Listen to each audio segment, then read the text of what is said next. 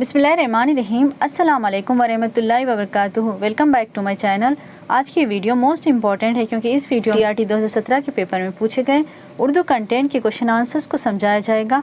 वो तमाम question answers हमारे स्टडी मटेरियल में मौजूद है, वो भी बताया जाएगा। तो चलिए वीडियो की तरफ बढ़ते हैं। TRT 2017 के पेपर में पूछे गए उर्दू कंटेंट के क्वेश्चन नंबर 25, इनमें से कौन सा नावल खरातुल ऐन हैदर का नहीं है?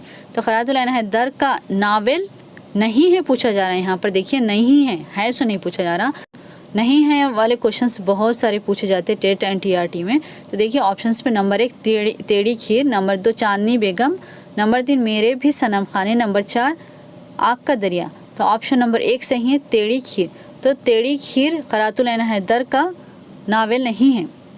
ये तीन भी चांदनी बेगम, मेरे भी सनम खाने, आग का दरिया, ये तीन भी नावल खरातुल ऐन हैदर के हैं। ये क्वेश्चन का आंसर हमारे नोट्स में मौजूद है, देखेंगे। चलिए ये देखिए खरातुल ऐन हैदर के बारे में पूरा इनकी ज़िंदगी के बारे में है। इनकी पैदाइश, वफ़ात, कहाँ पैदा हुए और इनकी तालीम कहाँ पर हुई, एंड इनके अफसाने, मजमूए वग़ैरह। यहाँ देखिए इनके अफसाने, ये देखिए इनके अफसाने कितने हैं। ये पूरा अफसानों के बारे में दिया गया एंड इनके अफसानवी मजमूओं के बारे में भी दिया गया। तो यहाँ पर देखिए इनके नावलों के बारे में दिया गया। तो नंबर 1 देखिए मेरे भी सनम खाने, अप्रैल 1949 ईस्वी में पहला नावल शाये हुआ इनका। नंबर 2 सफ़ीनाए गमे दिल 1925 ईस्वी। नंबर 3 आग का दरिया, हिंद की 2500 साल पुरानी तारीख है, दिसंबर 1959 में शाये हुआ ये। नंबर 4 कार जहाँ दराज, अव्वल 1977 में। नंबर 5 कार जहाँ दराज है, दुव्वम, ये 1989 ईस्वी में शाये हुआ। तो देखेंगे नंबर 6 आखिरी शब के हम सफ़र, 1989 ईस्वी में। इसको ज्ञानपीठ अवार्ड भी दिया गया। गर्दिश रंगे चमन 1987 ईस्वी में शाये हुआ। नंबर 8 देखिए चांदनी बेगम 1990, ये TRT में ये पूछा गया। TRT 2017 के पेपर में हम अभी जो सवाल देखें उसमें है ना, मेरे भी सनम खाने पूछा गया, चांदनी बेगम एंड आग का दरिया, ये तीन नावलों के बारे में दिया गया। नंबर 9 शायराए हरीर, कार जहाँ दराज है, सुवम 2002 में शाये हुई एंड इनके नावल के बारे में दिया गया। रिपोर्टाज, मजमूए एंड एजाज़ात। अभी हम जो सवाल देखे उसमें ऑप्शंस में देखिए खरातुल ऐन हैदर का नावल नहीं है पूछा गया था। इसमें इनके तमाम नावलों के बारे में देख लिया आप। तेड़ी खीर नहीं है। तो इनके नावल कौन कौन से हैं? वहाँ पर 3 ऑप्शंस में 3 नावल दिया गया था। देखिए मेरे भी सनम खाने दिया गया था एंड आग का दरिया दिया गया था एंड चांदनी बेगम, ये 3 भी है ना ऑप्शंस में मौजूद थे। तो ये खरातुल ऐन हैदर के नावल है। तेड़ी खीर इनके नावलों में नहीं है। अगर आप इसको बारीक बनी से पढ़कर जाएंगे तो आपको याद रहेगा, तो आप सही आंसर लगा सकेंगे। क्वेश्चन नंबर 17 देखिए बैकल उस्साई का इंतकाल किस सन में हुआ? तो ऑप्शन नंबर 1 2016, 2017, 2014। तो ऑप्शन नंबर 1 सही है, 2016 में बेकल उस्साई का इंतकाल हुआ। ये क्वेश्चन कहाँ पर है देखेंगे। बेकल उस्साई देखिए इनका नाम मोहम्मद शफ़ी लोधी, तखल्लुस बेकल। इनकी अर्ज़िया देखिए 1928 ईस्वी में ये पैदा हुए, 2016 में इनका इंतकाल हुआ। तो 2016 में इनका इंतकाल हुआ। सो अभी क्वेश्चन पूछा गया, अभी हम देखें। एंड ये बुनियादी तौर पर गीत के शायर थे। इनके शायरी मजमूए देखिए नग़मे व तरन्नुम, निशात ज़िंदा, सरवर जाओदा, परोवायां, कोमल मुकड़े। मसनवी शाहनामा इस्लाम किसकी शाहकार मसनवी है? Option number 1 Akhtar Shirani, number 2 Shibli, number 3 Hafeez Jalandhari, number 4 Iqbal. तो ऑप्शन नंबर 3 सही है, हफीज़ जालंधरी की है। ये क्वेश्चन यहाँ पर मौजूद है। ये देखिए हफीज़ जालंधरी। तो हफीज़ जालंधरी कब और कहाँ पैदा हुए?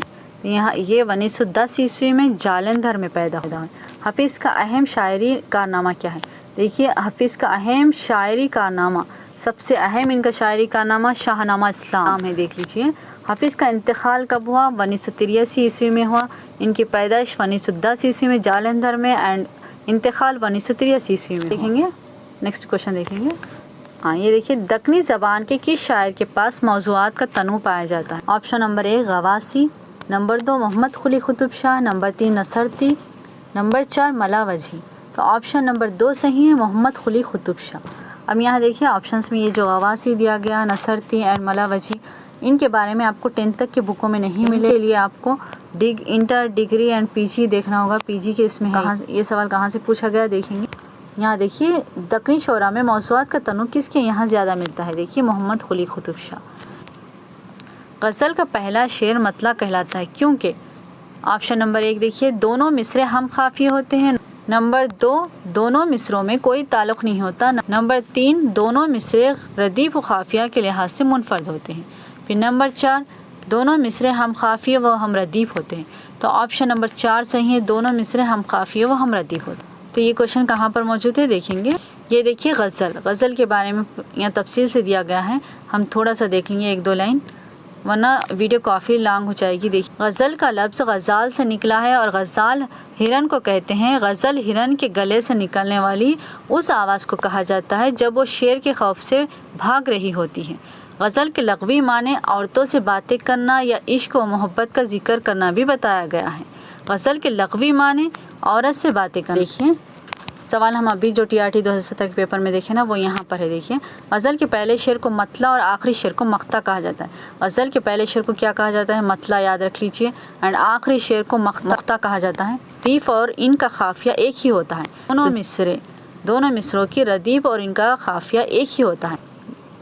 लफ्ज़ उर्दू किस ज़बान से लिया गया? तो ऑप्शन नंबर 1 अरबी, नंबर 2 तुर्की, नंबर 3 उर्दू, नंबर 4 फ़ारसी। लफ्ज़ उर्दू तुर्की ज़बान से लिया गया है। कौन सी ज़बान से?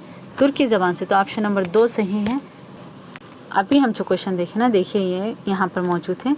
उर्दू तुर्की ज़बान का लफ्ज़ है जिसके माने लश्कर या फ़ौज की। अगर आपको वीडियो पसंद आ रही है तो वीडियो को लाइक कीजिएगा और मज़ीद ऐसे ही वीडियोस देखने के लिए चैनल को सब्सक्राइब ज़रूर कर दीजिएगा। और अगर आपको TRT DSC का स्टडी मटेरियल चाहिए एंड यही जो हम आपको नोट्स बता रहे हैं इसी तरह से हमारे पास स्टडी मटेरियल मौजूद है। अगर आपको स्टडी मटेरियल चाहिए तो आप हमें कांटेक्ट कर सकते हैं। कांटेक्ट नंबर डिस्क्रिप्शन बॉक्स में दिया गया है। नेक्स्ट क्वेश्चन देखेंगे। देखिए किस ड्रामे निगार को हिंदुस्तान का शेक्सपियर कहा जाता है? तो ऑप्शन नंबर 1 देखिए इम्तियाज़ अली ताज, नंबर 2 वाजिद अली शाह, नंबर 3 आगा हशर काश्मीरी, नंबर 4 वस्त हलक से। तो देखिए यहाँ पर किसी का नाम दे देना चाहिए था। ऑप्शन नंबर 4 में क्या दे दिए? देखो वस्त हलक से। इतने सारे शायर हैं, किसी का भी नाम दे सकते थे, लेकिन ऑप्शन में कैसा दिए? देखिए वस्त हलक। तो आप आसानी से ये ऑप्शन को निकाल दे सकते कि वस्त हलक से कोई शायर का नाम ही नहीं। अब बच्चे ये दोनों के बारे में अगर आप जानते तो इनको भी निकाल दे सकते। फिर लास्ट यही बचता कि आगा हशर काश्मीरी। गलत ऑप्शंस को आप निकालते जाइए तो आपको सही ऑप्शन मिल जाता। ऑप्शन नंबर 3 सही है, आगा हशर काश्मीरी। ये देखिए हमारे नोट्स में मौजूद है। आगा मोहम्मद शाह हशर काश्मीरी। तो इनके बारे में तफसील से दिया गया है। असल नाम इनका मोहम्मद खलील शाह है। विलादत इनकी 3 या 4 अप्रैल 1882 ईस्वी में हुई। नारेल बाजार बनारस में पैदा हुई। वफात कब हुई? 28 अप्रैल 1935 को लाहौर में हुई इनकी। आगा हशर ने 1897 ईस्वी से 1932 तक तकरीबन 27 ड्रामे लिखे। देखिए आगा हशर ने 1897 ईस्वी से स्टार्ट करे तो 1932 ईस्वी तक कितने ड्रामे लिखे? 27 ड्रामे लिखे। आगा हशर को हिंदुस्तान का शेक्सपियर या इंडियन शेक्सपियर वही होता। यहाँ पर इंडियन शेक्सपियर दिया गया। इंडियन या हिंदुस्तान का शेक्सपियर कहा जाता है। इसके अलावा उर्दू का शेक्सपियर भी कहा जाता है, तो इसलिए इनके बारे में पूछा गया। क्वेश्चन नंबर 61 देखिए किस सनफ़ नज़म को मंसूम दास्तान कहा जाता है? ऑप्शन नंबर 1 नज़्म शायरी, नंबर 2 मरसिया, नंबर 3 मसनवी, नंबर 4 क़सीदा। तो ऑप्शन नंबर 3 सही है, मसनवी। मसनवी को मंजूम दास्तान भी कहा जाता है। यहाँ से ये सवाल। मसनवी देखिए मसनवी इस नज़्म को कहते हैं जो मुसलसल हो और इसमें कोई वाक़या या दास्तान वग़ैरह नज़म या रक़म की जाती है। तो देखिए अभी हम देखें ना मसनवी किसे कहते हैं? मंजूम दास्तान को कहा जाता है, ऑप्शन में दिया गया था। तो ये वाक़या या दास्तान को कहा जाता है मसनवी जो मुस्तसिल होती है। देखिए और रस्मिया, बस्मिया, सोफियाना या अखलाक़ी मज़ामिन बांधे जाते हैं।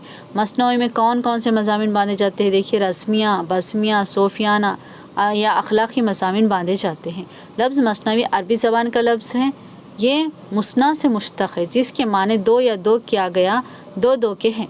तो देखिए जिसके माने क्या है? दो या दो किया गया या दो दो के हैं। ठीक है, इसके बारे में पूरा तफसील से हम एक दूसरा वीडियो बनाएंगे इस पर। नेक्स्ट क्वेश्चन देखेंगे। क्वेश्चन नंबर 44 देखो गाओ दान किसका नावल है? तो गाओ दान किसका नावल है? Option number 1 Premchand, number 2 Krishan Chander, number 3 Rajinder Singh Bedi, number 4 Sudarshan. तो ऑप्शन नंबर 1 सही है, प्रेमचंद। प्रेमचंद का नावल है ये गाओ दान। प्रेमचंद के बारे में देखिए हमारे नोट्स में मौजूद है। इनके बारे में पूरा तफसील तमाम शायर और मुसन्निफ़ों के बारे में, उनके नावल, अफसाने, कहानियाँ, शायरी, मजमूए, अर्ज़ हयात वगैरह तमाम तफसील से दिया गया है। तो ये देखेंगे हमारे नोट्स में मौजूद है ये भी क्वेश्चन। मुंशी प्रेमचंद की ज़िंदगी के बारे में दिया गया। देखिए इनका नाम धनपत राय था, घर में नवाब कहकर पुकारे जाते थे, लेकिन अदबी दुनिया में मुंशी प्रेमचंद मशहूर हुए। अदबी दुनिया में क्या, कौन से नाम से मशहूर हुए? मुंशी प्रेमचंद के नाम से मशहूर। लेकिन घर में क्या कहकर पुकारे जाते थे? नवाब कहकर पुकारे जाते थे। और इनका असल नाम क्या था? धनपत राय। नवाब घर में कहकर पुकारते थे एंड अदबी दुनिया में इनको मुंशी प्रेमचंद के नाम से मशहूर हुए। अब इनके बारे में पूरा तफसील से डिटेल में दिया गया। यहाँ पर है देखिए 1885 में मुंशी अजायब लाल के यहाँ मौजू पांडेपुर ज़िले बनारस में पैदा हुए। आपके वालिद एक डाक खाने में क्लर्क थे। प्रेमचंद एक गरीब घराने से ताल्लुक़ रखते थे, यानी इनके बारे में पूरा तफसील से दिया गया। अब हमें ये नहीं देखना है, हमें जो क्वेश्चन पूछा गया वो कहाँ से, मुंशी प्रेमचंद के एक नावल से पूछा गया। ये देखिए मुंशी प्रेमचंद की ये तमाम नावल हैं। तो इसमें देखिए नंबर 14 पे देखिए गौदान 1936 ईस्वी में नशर हुआ, सरस्वती प्रेस से नशर हुआ। तो ये मुंशी प्रेमचंद का नावल है गौदान। गौदान के किरदार के बारे में भी दिया गया, यानी गौदान में कौन कौन से किरदार थे। तो ये पूरा तफसील से है मुंशी प्रेमचंद की ज़िंदगी के बारे में। नेक्स्ट क्वेश्चन देखेंगे, क्वेश्चन नंबर 4 देखिए लिसानियत। ऑप्शन नंबर 1 आवाज़ों का मुतायला, नंबर 2 बर्ताव का मुतायला, नंबर 3 ज़बानों का मुतायला, नंबर 4 अल्फाज का मुतायला। तो ऑप्शन नंबर 3 सही है, ज़बानों का मुतायला। लिसानियत किसे कहते हैं? ज़बानों का मुतायला। तो ये हमारे नोट्स में मौजूद हैं, चलिए देखेंगे। देखिए लिसानियत के बारे में पूरा तफसील से है। ये 10th क्लास में नहीं है, 3rd to 10th तक के बुक्स आप पढ़ेंगे तो उसमें ये नहीं मिलेगा। इसके लिए आपको इंटर डिग्री पीजी के देखना होगा।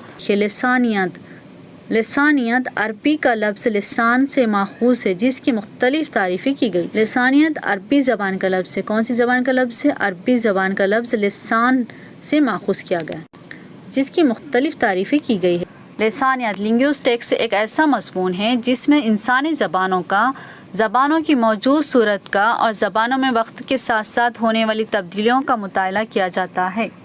तो देखिए हम अभी सवाल देखे थे कि लिसानियत किसे कहते हैं, तो यहाँ पर देखिए इंसानी ज़बानों का मुतायले को कहा जाता है। ज़बानों का मुतायला, इंसानी ज़बानों का मुतायला भी ज़बानों की मौजूदा सूरत हाल जो अब मौजूद है एंड ज़बानों में वक्त के साथ साथ होने वाली तब्दीलियों का मुतायला किया जाता है, इसको लिसानियत कहते हैं। अब इसके बारे में पूरा यहाँ पर तफसील से दिया गया लिसानियत के बारे में। उर्दू की पहली मसनवी। Option number 1 Kadam Rao Padam Rao, number 2 Yusuf Zulekha, number 3 Qutub Mushtari, number 4 Ali Nama. तो ऑप्शन नंबर 1 सही है, कदम राव पदम राव। तो ये भी हमारे नोट्स में मौजूद है। देखिए मसनवी फ़खरुद्दीन निज़ामी की कदम राव पदम राव मिलती है, यानी पहली मसनवी कदम राव पदम राव है जिसको फ़खरुद्दीन निज़ामी ने लिखा है। देखिए नेक्स्ट अब बहुत सारे मसनवियाँ मिलेंगे आपको। कुतुब मुश्तरी मलावजी की लिखी हुई है, गुलशन इश्क नसरती की, अली नामा नसरती की, फूल बन अबन निशाती, सहरुल बयान मीर हसन की, फिर गुलजार नसीम को दया शंकर नसीम ने लिखा एंड ज़हर इश्क को शौक़ लखनवी। चंद मशहूर मारूफ मसनवियाँ हैं। तो ये मसनवियाँ बहुत सारे मशहूर मारूफ है, लेकिन सबसे पहली मसनवी कदम राव पदम राव है। तो इसके बारे में पूछा गया एंड इसको फ़खरुद्दीन निज़ामी ने लिखा। इसके अलावा यहाँ पर भी ये सवाल मौजूद है। देखिए उर्दू की पहली मसनवी और मसनवी निगार। तो उर्दू की पहली मसनवी कौन सी है? कदम राव पदम राव, कदम राव पदम। और इसको लिखने वाले मसनवी निगार कौन है? फ़खरुद्दीन निज़ामी। अभी हम जो नोट्स में पढ़े वो भी नोट्स मौजूद है, ये भी नोट्स मौजूद है, यानी तमाम आपको है ना बिट्स की शक्ल में भी है एंड तफसील से भी है उसके बारे में। अगर आप तमाम का मुतायला करेंगे तो आप अच्छे मार्क्स ला सकेंगे। देखिए ऐसे उर्दू की पहली मसनवी एंड उर्दू का पहला कसीदा मरसिया वगैरह ऐसे क्वेश्चन ज़्यादा पूछे जाते हैं, तो इस पर ज़्यादा ध्यान दीजिएगा। नेक्स्ट क्वेश्चन देखिए, ख़ाफ़ का मखरज। ख़ाफ़ का मखरज क्या है देखेंगे। ऑप्शन नंबर 1 ज़बान और ऊपर की तालु से, नंबर 2 ज़बान की ख़बर से, नंबर 3 वस्त हलक से, नंबर 4 दरमियान ज़बान और तालु से। तो ऑप्शन नंबर 2 सही है, ज़बान की ख़बर से। ज़बान के लास्ट हिस्से से जो आवाज़ निकलती, ख़ाफ़ की आवाज़ निकलती, तो उसको बाज़ बुक्स में ऐसे भी दिया गया कि ज़बान की ख़बर। अब ये देखिए क्वेश्चन कहाँ से है, ये देखिए आप हुरूफ की अदायगी और इसके मखारिज यहाँ पर तफसील से दिया गया है। देखिए मखारिज कितने हैं, देखिए मखरज की जमा है। मखारिज किसकी जमा है? मखरज की जमा है। मखरज हुरूफ से निकलने की जगह को कहते हैं। जुमला हुरूफ के बखौल मुख्तार 17 मखारिज है। कितने मखारिज? 17 मखारिज है। देखिए 5वां मखरज गलसमी, ओके, ज़बान की जड़ और पर जीभ के अंदर से एक हरूफ खाफ निकलता है। तो यहाँ पर देखिए ज़बान की जड़ जो दिया गया, ये जड़ बोले तो लास्ट आखिरी हिस्से को कहते हैं। तो आखिरी हिस्से को ख़बर भी कहते हैं, यानी हमारा भी आखिरी लास्ट सफ़र क्या रहेगा, लास्ट हमारी मंजिल ख़बर ही है। तो आखिरी कोई भी हिस्से को ख़बर कहते हैं। तो यहाँ ज़बान की जड़ यानी ख़बर से मुराद है। तो बास बुक्स में ज़बान की ख़बर भी दिया गया उर्दू की, तो उस तरह से वहाँ पूछा गया। तो आपको समझना होगा, सेम भी आंसर्स नहीं आते। जो आप नोट्स में पढ़े वो सेम आंसर्स भी नहीं होते। थोड़ा सा आपको माइंड का इस्तेमाल करना होगा, जहन पे ज़ोर देना होगा कि ये ऐसा भी हो सकता। सेम तो आपको नहीं मिलेंगे, तकरीबन तो बहुत घुमा फिरा के रहते, लेकिन ये कंटेंट उर्दू रहने की वजह से इसमें सेम टू सेम दिया गया। लेकिन दूसरे अदर सब्जेक्ट में तो आपको बहुत घुमा फिरा के क्वेश्चंस पूछे, इस तरह से कॉम्प्लिकेटेड क्वेश्चंस पूछे जा रहे हैं टेट एंड टीआरटी में। तो आपको बहुत ज़्यादा प्रिपरेशन की ज़रूरत है। किसी मशहूर शख्सियत के कौल को नकल करते वक्त इससे पहले और बाद में ये अलामत लगाते हैं। ऑप्शन नंबर 1 देखिए तफसील या, नंबर 2 सख्ता, नंबर 3 खौसेन, नंबर 4 वावेन। तो ऑप्शन नंबर 4 सही है, वावेन। तो ये एक क्वेश्चन है ना, आपको ख़वाइद से पूछा गया। ये 10th तक के बुकों में, SCRT के 10th तक के बुकों में ये क्वेश्चन मिल जाएगा आपको। ये देखिए हमारे नोट्स में मौजूद है ये क्वेश्चन। यहाँ देखिए वावेन इन्वर्टेड कामास जब किसी के कौल को इनके अल्फाज में लिखना होता है तो इसका इस्तेमाल करते हैं। किसी के कौल को उनके अल्फाज में सेम लिखना है तो हम कौन सी अलामत का इस्तेमाल करते हैं, वावेन अलामत का इस्तेमाल करते हैं। वावेन यानी इन्वर्टेड कामास। तो इस तरह से इन्वर्टेड कामास रहता, पहले 2 छोटे से कामे लगाते हैं और आखिर में 2 कामे लगाते हैं। जो भी कौल लिखना है उसके बाद फर्स्ट लिखने से पहले 2 कामे लगाते हैं, लास्ट में 2 कामे लगाते हैं। जैसे रसूल अल्लाह सल्लल्लाहु अलैहि वसल्लम ने फरमाया, इल्म का हासिल करना हर मुसलमान पर फ़र्ज़ है। कौल को सेम उन्हीं के अल्फाज में लिखना है तो हम इसको इन्वर्टेड कामास में लिखते हैं। तो यहाँ देखिए ये इन्वर्टेड कामास लगाया गया एंड ये फर्स्ट एंड आखिर में ये कामे 2 कामे लगाए जाते हैं, तो इसे इन्वर्टेड कामा यानी वावेन कहते हैं। देखिए हाली ने गालिब को हैवान ज़रीब कहा। हाली ने गालिब को क्या कहा, हैवान ज़रीब। तो उनके अल्फाज में सेम लिखना है तो हम क्या इस्तेमाल करें, वावेन का इस्तेमाल कर रहे, यानी स्टार्टिंग में 2 कामे, लास्ट में 2 कामे लगाते। इसको इंग्लिश में इन्वर्टेड कामास भी कहा जाता है। अलामत फजाइया एक्सक्लामेटरी के बारे में टेट में ये क्वेश्चन पूछा गया था। ये मोस्ट इम्पॉर्टेंट है। रमूज़ औक़ाफ़ पर हमारे चैनल पर एक वीडियो मौजूद है, बहुत ही आसान तरीके से समझाया गया। आप विज़िट करके देखिए हमारे चैनल पर। इस टॉपिक से भी आपको TRT, DSC, टेट एंड जो भी कॉम्पिटिटिव एग्ज़ाम्स रहते हैं जिसमें उर्दू पूछा जाता है तो ये टॉपिक से क्वेश्चंस आ सकते हैं। वीडियो पसंद आ रही तो आप वीडियो को लाइक ज़रूर कीजिएगा एंड कमेंट्स में बताइएगा कि आपको कौन से टॉपिक पर वीडियो चाहिए। चलिए नेक्स्ट क्वेश्चन देखते हैं। लो है तो दाखिलत का उनसर कि कौन से दबस्तान की शोरा का नुमाया का नाम है। तो ऑप्शन नंबर 1 देखिए दबस्तान असीम आबाद, नंबर 2 दबस्तान दिल्ली, नंबर 4 दबस्तान लखनऊ।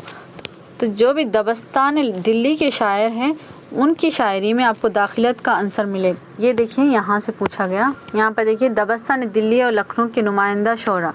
तो दबस्तान दिल्ली के जितने भी शायर हैं यहाँ पर उनके नेम से दिया गया है। एंड दबस्तान लखनऊ तो उनके भी, दबस्तान लखनऊ के भी शायरों के बारे में दिया गया है। तो ये जो भी शायर हैं उनके आप ज़िंदगी के बारे में पढ़ेंगे, उनके बारे में तफसील से पढ़ेंगे, उनकी शायरी वगैरह, तो उसमें आपको दाखिलत का आंसर नज़र आएगा। नेक्स्ट देखिए गज़ल को किसने उर्दू शायरी की आबरो करार दिया। गज़ल को किस शायर ने उर्दू शायरी की आबरो करार दिया। उर्दू शायरी की आबरो यानी इज़्ज़त व आबरो कौन से शायर ने करार दिया। देखिए ऑप्शन नंबर 1 आल अहमद सरवर, नंबर 2 नियाज़ फ़तेहपुर, नंबर 3 रशीद अहमद सिद्दीकी, नंबर 4 एहतिशाम हुसैन। तो ऑप्शन नंबर 3 सही है, रशीद अहमद सिद्दीकी। रशीद अहमद सिद्दीकी ने गज़ल को क्या कहा, उर्दू शायरी की आबरो करार दिया। ये क्वेश्चन यहाँ पर है, देखिए गज़ल उर्दू शायरी की आबरो है, किसने कहा, रशीद अहमद सिद्दीकी ने कहा। काम किए। अब नेक्स्ट देखिए दिले नादान तुझे हुआ क्या है, आखिर इस दर्द की दवा क्या है कि शायर का शेर है। Option number 1 Ghalib, number 2 Sauda, number 3 Mir, number 4 Zauq. Option number 1 सही है, गालिब। कि दिले नादा तुझे हुआ क्या है, आखिर इस दर्द की दवा क्या है। तो ये किसका है, देखिए यहाँ पर तशरीह की गई इस शेर की। तो मिर्ज़ा असदुल्ला खान गालिब उर्दू शायरी के आसमान पर एक चमकते हुए सितारे के मानिंद थे, जिनकी शायरी से बाद के शोरा ने गहरा असर कबूल किया। इनकी शायरी से जितने भी इनके बाद के शायर थे इन पर बहुत ज़्यादा गहरा असर हुआ। ये शेर गालिब का है। इस TRT 2017 के पेपर में पूछे गए तमाम क्वेश्चंस हमारे स्टडी मटेरियल में मौजूद है। अगर आपको ये मटेरियल चाहिए तो आप हमें कांटेक्ट कीजिएगा। कांटेक्ट नंबर डिस्क्रिप्शन बॉक्स में दिया गया है एंड स्क्रीन पर भी शो कर रहा होगा। आई होप कि आपको वीडियो पसंद आई हो तो वीडियो को लाइक ज़रूर कीजिएगा और कमेंट्स में बताइए कि नेक्स्ट वीडियो कौन से सब्जेक्ट पर चाहिए।